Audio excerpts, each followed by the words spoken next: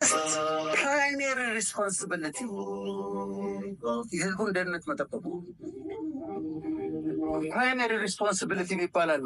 እኔ እዚህ ጥቁር አንበሳን የተማርኩት ሕክምና ጥቁር አንበሳ ሜዲካል ስኩል የተማርኩት ድሮ 25 ዓመት አልፎታል። እና አስተማሪዎቻችን እንከፋፈላለን። ፕሮፌሰር አስራት አሉ፣ ፕሮፌሰር ታዬ አሉ፣ እዛ ፕሮፌሰር ጆንሰን አለ። እኔ በአጋጣሚ ሁለት የገጠሙኝ ፕሮፌሰር አስራት ናቸው።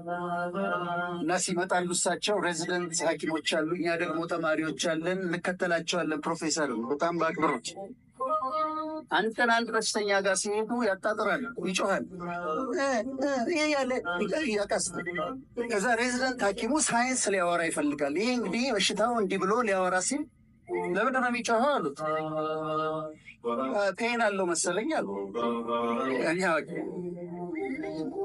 በጣም የተቆጡት በህይወት ያረሰው ምን አሉ ፕሮፌሰር? The primary responsibility of the physician is to relieve the patient of his pain. The primary responsibility of a physician is to relieve a patient of his pain.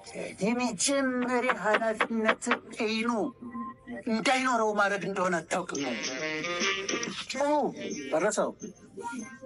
አሁንም ለእኛ መንግስት በተለይ ለክልል መንግስታት መናገር መፈልገው ይሄንን ነው።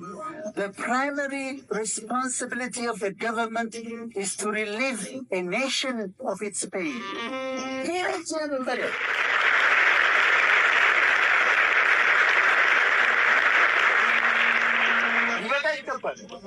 Stop the bleeding. Stop the bloodshed. ስለሚደርሳቸው ይድረሳቸው።